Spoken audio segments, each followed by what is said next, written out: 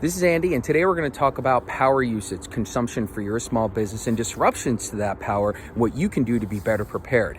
Now, the average U.S. consumer loses about 2 hours of power per year. That may not be all at one time. It could be 5 minutes here, 10 minutes there. People in more rural areas or those that are prone to storms can lose power for a lot more than that, much more extended periods of time.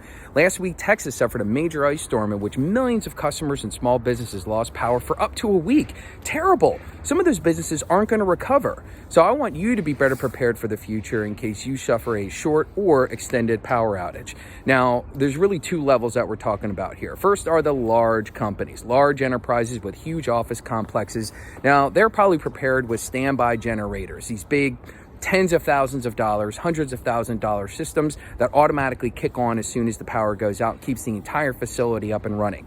That's probably out of reach for most small businesses, but not necessarily. If you're in an office park or an office building, talk to your landlord. You may actually have a standby UPS or uninterrupted power supply with one of these large generator systems. It may increase your lease costs a little bit, but probably worth it in the long run if you're up and running while your competitors are floundering around in the dark. So talk to your landlord, see if that's an option for you, if either they already have something in place or they could potentially put something in place. Now, for a small standalone business, or let's say somebody in a strip mall, or even if you work from home, what are your options going to be? Well, at that point, we start to get into a few low-cost solutions that can keep your business and operation up and running.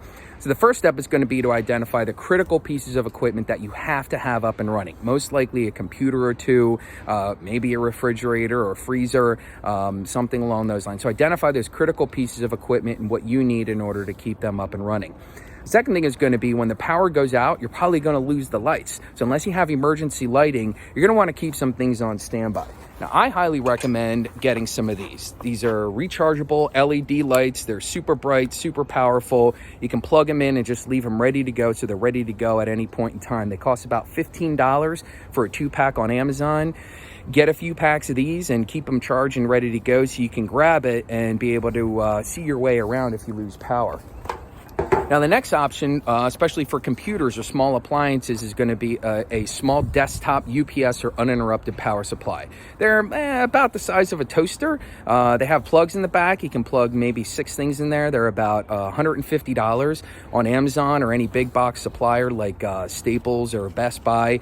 These are great because they're going to automatically keep things up and running even when the power goes out. The problem is that you're only going to get maybe about an hour and a half to 2 hours of use, depending on what you have plugged in there. Oh, a recommendation for you is also to make sure your router, your internet router, is plugged in. Oftentimes when we lose power, the internet service is actually still up and running because that usually comes in on either fiber optic or cable, and that's usually not interrupted, at least in my experience. So keep your router plugged in. You can keep your Wi-Fi up and running.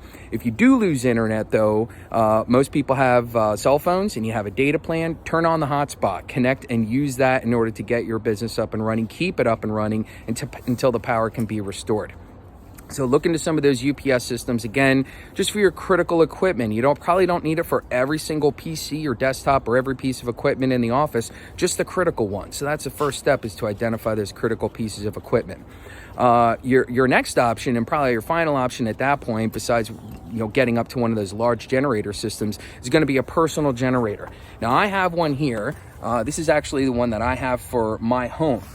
It works great, cost me about $500 at Home Depot or Cabela's. Runs on gas. You can plug a few different things in here. I'm able to keep my refrigerator, my computers, charge cell phones, have some lights strung throughout the house. They'll run for about 8 hours at a time. You may want to let it cool down for a little bit after that, but as long as you have gas with the occasional cool down period to let it rest, you can keep power coming into your operation indefinitely.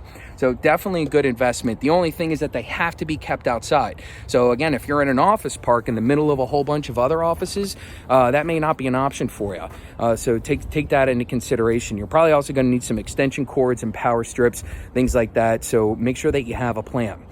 So the bottom line is there's really a couple different steps here to planning for a power disruption. Number one, identify your critical equipment. What do you absolutely have to have in order to keep it up and running?